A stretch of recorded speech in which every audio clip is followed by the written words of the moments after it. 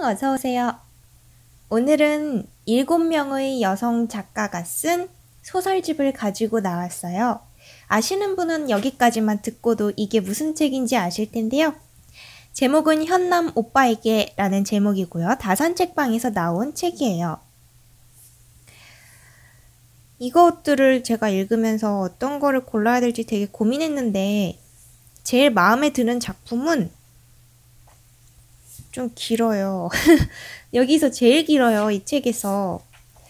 그래서 한 4편까지도 나눠서 읽어야 할 것 같기는 하지만 그래도 워낙에 마음에 들기 때문에 이 작품으로 가지고 나왔어요. 제가 가지고 나온 작품은요.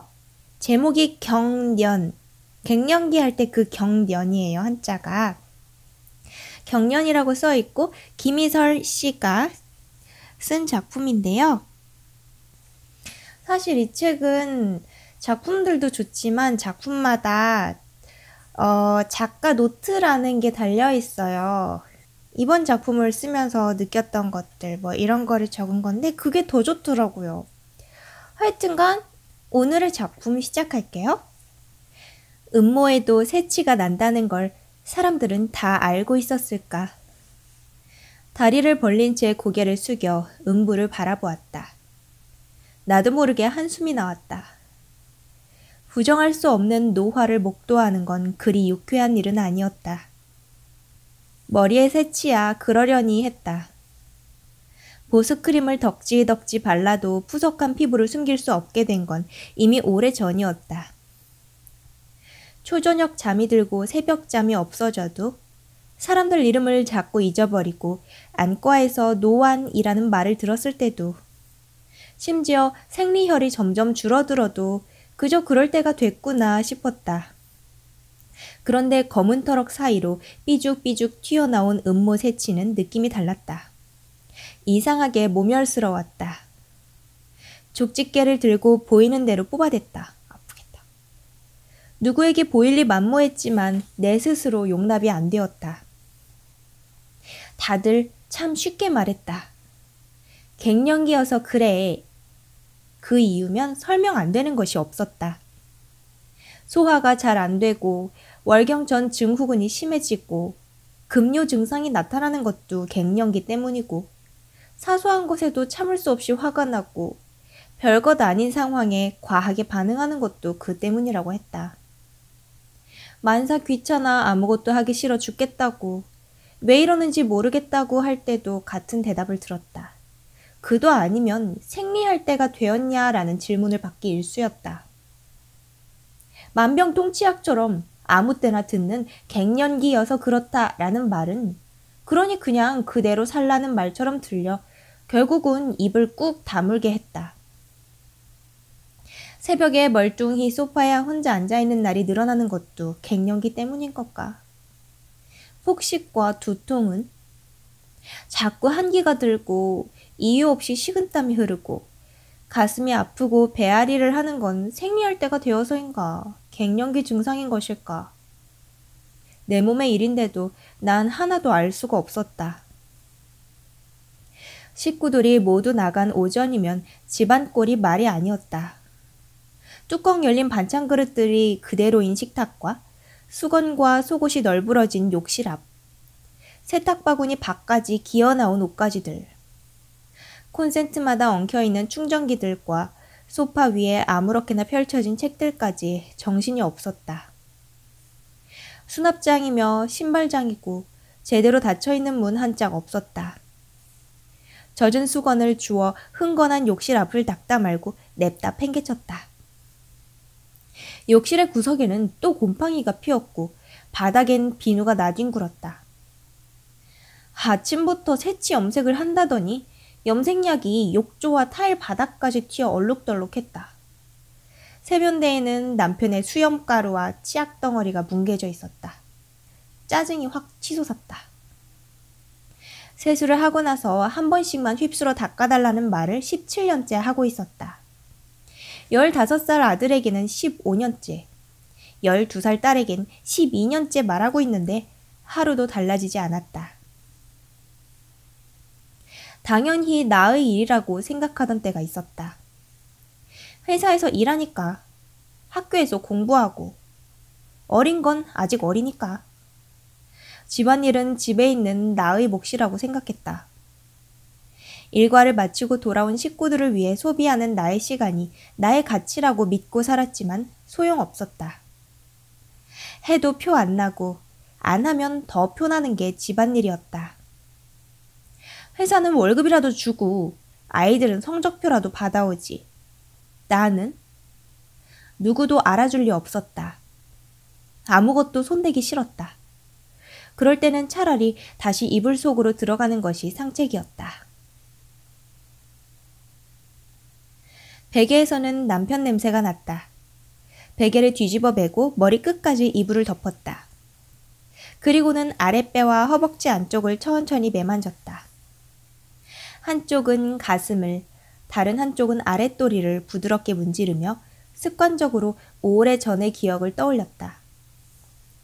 결국은 연애로 발전하지 못했던 대학 선배와의 하룻밤이라든지 100일 휴가 나온 이등병 남자친구와 화천의 여관방에서 끝도 없이 서로의 몸을 탐하던 12시간이라든지 결혼까지 이야기하다 결국 헤어지기로 했던 애인과의 온화하고 슬펐던 마지막 섹스 같은 기억들. 손을 조금씩 더 빨리 움직였다. 숨이 가빠졌고 벌린 두 다리에 힘이 들어갔으며 어느 순간 머릿속이 새하얗게 변하는 지점에 다다랐다. 그 순간이 오래 지속되도록 더욱 세심하고 부드럽게 내 몸을 쓰다듬었다.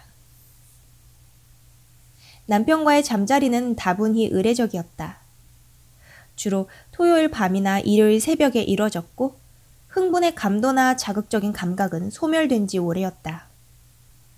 하루 세 끼 밥을 먹고 밤에 자고 아침에 일어나는 일상처럼 한 달에 두어 번의 관계가 합법적인 부부란 것을 증명하는 수속이나 의무사항을 이행하는 절차 같았다.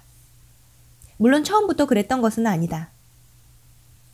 아이를 낳기 전에는 서로의 감각을 확인하는 유희였던 적도 있었으나 한때뿐이었다. 남편은 잠자리에 공을 들이는 남자는 아니었다. 묵힌 정자를 빼내는 사람처럼 느껴질 때가 많았다. 전이랄 것도 없이 무턱대고 무릎으로 아랫도리를 문질렀고 거부하지만 않으면 곧바로 삽입이었다. 배려가 없었고 참을성도 없었다. 거의 강간이잖아. 사정을 하고 난 뒤 자신의 거친 호흡을 정리하면 쑥 일어나 욕실로 가버리는 남자였다. 대체로 하의만 벗은 채로 관계를 했으므로 빈 침대에 남은 나는 화장지로 아랫도리를 한번 닦고 팬티와 잠옷바지만 꿰입으면 끝이었다. 남편이 다시 옆에 눕기 전에 나는 벽을 향해 돌아누워 잠든 척했다. 늘 미진했지만 그 미진함을 남편에게 드러내지 않았다. 실은 표현할 줄도 몰랐다. 나는 이불을 걷어내고 크게 숨을 내쉬었다. 그 사이 부재중 전화가 세 통이 와 있었다. 엄마와 시어머니, 윤서 엄마였다. 시어머니야 다음 주에 제사 때문이고 윤서 엄마는 모임 때문일 것이었다. 이번 모임에 못 나온다는 걸 알고 있었는데 뭘 또 전화까지 했을까 싶었다. 엄마에게 이내 또 전화가 걸려왔다. 네가 하는 일이 뭐가 있다고 꼭 몇 번씩 걸게 만드냐? 엄만 뭐가 바쁘셔서 아침부터 전화하셨는데. 딸한테 꼭 할 말이 있어야 거냐. 이것들은 다 지들만 잘랐지. 진아는? 식탁 위에 노트북에 전원을 넣으며 물었다. 기다렸다는 듯 볼멘 소리가 이어졌다. 저 혼자 바빠. 사람 소외감 느끼게. 소외감이란 말이 걸렸지만 화제를 돌렸다. 아빠는? 몰라. 아침 대바람부터 나가더라. 꼴 보기 싫어. 왜 또? 언제 이유가 있었냐? 이유를 따지면 아닌 게 없지. 아버지라면 무조건 싫다고 했다. 뭐가 그렇게 싫은지 물어보면 나만큼 살아보면 안다라고 했다. 40년까지 살지 않아도 이해는 되었다. 한때는 아버지의 성정을 못 맞추는 엄마가 미련하거나 게으르기 때문이라고 생각했지만 결혼해 살다 보니 엄마가 얼마나 쉽지 않은 결혼 생활을 했을지 짐작이 가고도 남았다. 딸인데도 아버지의 눈으로 어머니를 봤군요. 아버지는 매일 가계부 검사를 마쳐야 아내를 재우는 남편이었다. 아내의 옷차림이나 머리 모양을 평생 자기의 취향대로 꾸미게 했으며 물 한 컵조차 자기 손으로 떠마실 줄 모르는 사람이었다. 아버지의 은퇴 이후 남편과 온종일 붙어 지내야 하니 엄마에게는 지금이 가장 힘겨운 결혼 기간인지 모른다. 같이 사는 진아마저 또 집을 비운다고 하니 게다가 이번엔 편도행 티켓만 끊었다고 하니 엄마는 더 날이 서 있을 수밖에 없었다. 이번엔 어디로 간다고 했지? 몇 번을 말해줘야 알아듣니? 내 말은 맨날 건성으로 듣지? 아, 나도 이제 깜빡깜빡하는 나이니까 그러지. 쉰도 안 먹은 게 70엄마 앞에서 그게 할 소리냐? 브라질, 렌소이스 사막. 아, 왜 소리를 질러? 귀는 아직 안 먹었어. 난 엄마가 불러주는 대로 검색창에 렌소이스를 넣었다. 동명의 게스트하우스와 레스토랑, 이어서 렌소이스 마라넨지스 국립공원에 관한 뉴스가 뜨고 여행 후기가 담긴 블로그가 주르륵 검색되었다. 진아가 여기에 간다. 순백의 흰모래 사막. 백색 사막 한가운데에는 파란색 물감을 퍼부은 듯한 새파란 물웅덩이가 거짓말처럼 펼쳐져 있었다. 백색 모래라는 것도 기이했으며 사막이라는데 시리도록 투명한 호수가 펼쳐진 장관도 못 믿을 만한 풍광이었다. 일주일 뒤면 진아도 저 풍경 앞에 서 있을 거란 생각이 드니 괜히 부러웠다. 신혼여행 이후로 해외여행을 한 번도 못 갔기 때문일까. 진아가 외국에 나갈 때마다 변함없는 나의 일상이 보잘것없이 초라하게 느껴지곤 했다. 결혼 안 하는 게 최고죠. 진아의 첫 해외여행지는 캄보디아였다. 대학 신입생이었던 진아와 4학년을 앞둔 내가 같이 갔던 곳이었다. 그러나 앙코르와트의 위험을 느낀 건 진아뿐이었다. 물갈이로 화장실을 들락거렸던 나와 달리 어떤 음식도 탈없이 소화하고 새로 만난 사람들과 스스럼 없이 잘 어울린 것도 진아였다. 여행 내내 나는 어서 집으로 돌아가고 싶었고 진아는 어떻게든 집으로부터 멀어지고 싶어 했다. 진아의 삶이 나의 삶과는 전혀 다른 방향으로 진행될 것이라는 걸 그 여행에서 명백히 깨달았지만 그래도 이 정도로 멀어질 줄은 몰랐다. 캄보디아에 다녀온 뒤로 진아는 어떻게든 기회를 만들어 외국에 나가기 시작했다. 방학마다 태국과 베트남, 홍콩과 중국을 다녀오고 휴학기를 낸 어느 해에는 호주에서 반년 동안 살다 오기도 했다. 4학년 겨울방학에는 유럽 일주도 마쳤다. 여행상품 기획자가 되고 싶다던 진아는 결국 여행사에 취직했지만 상담원만 몇 년 했을 뿐 원하던 일을 하진 못했다. 여행사를 그만두고는 전혀 연관성이 없는 회사를 전전했지만 어떻게든 돈을 모으고 짬을 내 외국을 들락거리며 살고 있었다. 엄마의 표현대로라면 있는 집 딸년 팔자처럼 보일 인생이었다. 브라질이면 경비도 꽤 들겠는데?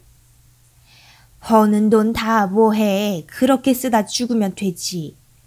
지가 새끼가 있어, 남편이 있어. 지 몸 하나만 건사하면 되는 건데. 세상 부러운 팔자다, 개팔자가. 혼자 안 외로운가? 혼자인지 누가 있는지 알게 뭐야. 내가 한창 신혼의 재미에 빠져있을 때는 진아가 정착을 못하고 부유하는 떠돌이처럼 보여 걱정이 되었지만 한동안 두 아이를 키우느라 넋이 빠져있을 때에는 얼매 있는 거 없이 훌쩍 떠났다 돌아오는 진아의 자유가 그저 부러울 뿐이었다. 40이 넘어서부터는 진아가 저렇게 살 수 있었던 건 결혼을 하지 않고 아이가 없기 때문이라고 결론지었다. 통념에 아랑곳하지 않은 진아의 선택이 멋지고 대단하게 여겨졌다가도 가끔은 저러다 독거노인으로 굶어 죽는 건 아닌가 싶어서 그럼 결국 내가 거두어야 할 숙제처럼 여겨지기도 했다. 랜소이스의 사막을 본 아침. 나는 내가 사뭇 이렇게 늙어가게 될 것 같은 아득한 예감이 들었다. 앞으로는 음모 새치를 아무렇지 않게 뽑을 것이고 아이들은 내가 가보지도 못한 세계 곳곳을 아무렇지 않게 다닐 것이며 나는 그 사실을 무감하게 받아들이겠지. 20대에 가졌던 꿈이라든지 30대에 열망했던 미래에 대한 희망은 결국 기억에 남지도 않을 것이었다. 나는 노트북을 소리나게 덮어버렸다. 외출 준비를 해야 했다. 그 핑계로 아버지와 진아에 대해 두서없이 떠들어대던 엄마와의 통화를 간신히 마칠 수 있었다. 나는 전화를 끊자마자 냉장고에서 꺼낸 사이다를 단숨에 벌컥벌컥 마셨다. 식도를 따라 따끔거렸고 연거푸 트림이 터졌다. 답답증이 조금 가시는 듯 했다. 닫지 않은 냉장고 문에선 버저가 요란하게 울렸지만 난 개의치 않고 한 캔을 더 꺼내고서야 문을 닫았다. 그리고 싱크대 서랍에서 약봉지를 꺼냈다. 프리민정, 브로피온정, 비그만정, 아르볼 캡슐. 4개의 알약을 사이다와 함께 삼켰다. 각각 식욕 억제제, 항우울제, 비만증 변비 개선제, 체중 감소 보충제였다. 부작용일 테지만 다이어트 약은 조증처럼 기분을 고양시켰다. 처방약을 건네던 약사는 우르사를 같이 먹으라고 권했다. 이런 약은 간에 무리가 갈 수 있습니다. 사무적인 말투였지만 무안했다. 이런 약이라고 말했을 뿐인데 어쩐지 그 나이에 라는 말이 전제된 것 같은 기분이 들었다. 갱년기에 접어든 여자도 살 때문에 식욕 억제제를 먹는 심정에 대해서 당신이 뭘 알겠는가. 2아이를 낳고 붙은 살이 15kg이었다. 운동과 식이요법으로 살을 빼는 건 어린아이를 키우면서 가능한 일이 아니었다. 약 효과는 대단했다. 한 달 만에 10kg이 쑥 빠졌다. 약만 먹으면 식욕이 사라지고 먹은 게 없어도 까만 설사가 쭉쭉 쏟아졌다. 물론 먹을 때뿐이었다. 약을 끊으면 통제가 불가능한 폭식에 이어졌고 몸은 금세 제자리로 돌아갔다. 결국 10년에 가까운 시간 동안 간헐적으로 먹어온 다이어트 약으로 절식과 폭식을 넘나들며 지금의 몸이 되었다. 살이 찌면 약으로 빼면 된다는 심리적 내성이 나를 더욱 방치하게 한 탓도 있었다. 당신 아줌마야. 아줌마가 아줌마처럼 보이는 게 당연하지. 포기하라니까. 내가 언제 당신한테 뚱뚱하다고 뭐라고 했어? 아니, 남편이 괜찮다는데 뭐가 걱정이야? 멀리 봐도 마찬가지니까 신경 쓸 필요가 없다니까 그래. 불쑥불쑥 떠오르는 남편의 말 때문에 부하가 치밀었다. 남편에 대한 저기가 시도 때도 없이 고개를 들었다. 네가 괜찮다고 하면 괜찮니? 나는 놀란 듯이 흡 입을 다물었다. 요즘 자꾸 혼잣말을 했다. 소리나게 혼잣말을 하면 늙는 거라는데. 아랫배를 내려다봤다. 불룩 튀어나온 배 때문에 발끝이 잘 보이지 않았다. 남편이 괜찮다면 괜찮은 거라니. 내 몸을 당신이 왜? 관리 안 하는 게으른 여자이거나 팔자 편한 여자 취급은 차라리 나았다. 어디 아픈 사람은 아닌지 걱정해주는 건 끔찍했다. 소득에 따른 비만 비율 운운하는 뉴스를 접할 때는 정말 위라도 잘라내는 수술을 하고 싶을 지경이었다. 내 몸이 이 지경인 게 제일 싫은 건 나였다. 요 근래에는 77 사이즈도 작게 느껴졌다. 맞는 사이즈의 속옷을 고르는 것도 일이었고 불룩 튀어나온 살이 심하게 드러나지 않는 옷을 고르는 건 더 어려웠다. 새로 사놓고 걸어두기만 했던 트로피컬 무늬 원피스를 다시 한번 입어보았다. 지금 먹는 약을 다 먹으면 맞겠거니 했는데 체중 감소는 고사하고 뒷지퍼가 반도 안 올라갔다. 이번 모임에 입으려고 샀던 원피스였는데. 나는 결국 실루엣이 드러나지 않는 뻣뻣한 마 원피스를 입고 나가야만 했다. 중학교 엄마들의 모임이 흔하진 않은데 대표 엄마가 서글서글하니 모임을 잘 이끌었다. 엄마들 중에 나이도 제일 많은 데다 큰애를 명문대에 보내놓은 터라 엄마들이 잘 따랐다. 무엇보다도 특목고나 자사고 원서를 쓸 법한 아이 엄마들로 추려진 모임을 따로 만들어 정기적인 모임을 갖고 있었다. 나 역시 그 일원이었다. 입시 정보와 학원 정보에 관해 공유하는 것이 큰 목적이었지만 대부분은 사춘기 아이들 키우기 힘들다는 것이 주 화제가 되곤 했다. 이번 모임은 새로 생긴 과학학원 설명회 때문이었다. 다 같이 가보자고 해서 모였는데 이전 모임과는 다소 분위기가 달랐다. 대표 엄마를 비롯해 다른 엄마들마저 말을 아꼈고 대화는 자주 끊겼다. 나만 모르는 무언가가 있다는 걸 암시하는 침묵을 더 이상 견딜 수 없었다. 정면 돌파가 답이었다. 우리 세훈이 일이에요? 엄마들이 모두 대표 엄마에게 눈길을 돌렸다. 대표 엄마가 어쩔 수 없다는 듯이 남아있던 아이스 커피를 한 번에 다 마신 후에 입을 열었다. 이미 알고 있는 얘기면 미안한데 세훈이가 여자애들을 만난다고 해서 우리 세훈이한테 여자친구가 생겼대요? 놀란 건 사실이었지만 그게 뭐 큰일인가 싶었다. 공부 잘하는 애가 자기 관리 잘하면서 여자친구까지 있다는 건 단점이 아니라 자랑거리에 속했다. 한 번쯤은 있을 법 했는데 이제껏 그런 일이 없었던 터라 내심 언제쯤 겪을 일이라는 마음의 준비는 해왔던 터였다. 작년에 비해 키가 훌쩍 크더니 울대뼈가 서서히 드러나고 말수가 줄어든 아들아이였다. 무엇보다도 두툼해진 손바닥을 보곤 한창 열심히 자라는 중인가 싶었는데 나는 의자에 등을 기대고 슬며시 웃으며 대꾸했다. 여자친구 생겼으면 엄마한테 소개부터 해야지 말이야. 오늘 집에 오면 혼부터 내야겠네. 따라 웃어주는 엄마가 없었다. 대표 엄마가 조심스럽게 말을 이었다. 여자친구를 사귄 거면 누가 뭐라고 하겠어. 근데 세훈이는 좀 다른 것 같아서 그것만 하려고 여자애들을 만난다고 하니까. 그게 무슨 말이에요? 뭘 한다는... 설마... 그 순간 아침마다 감추지 못한 아들아이의 불룩한 파자마 가랑이가 떠올라 버렸다.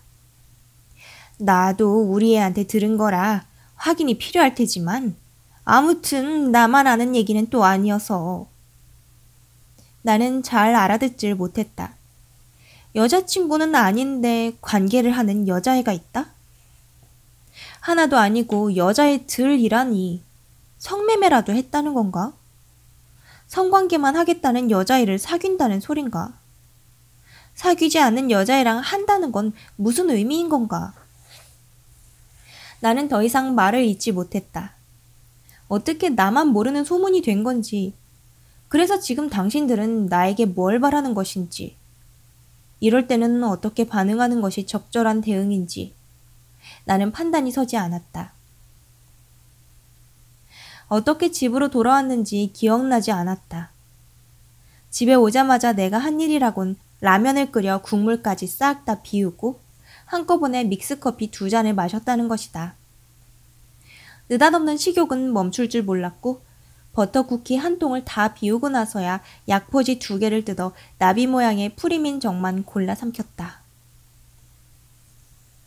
여기까지 경년의 4편까지 중 1편이었어요. 우리 읽어주는 예니밍 반 여러분, 다음 시간에 만나요. 안녕. 스스.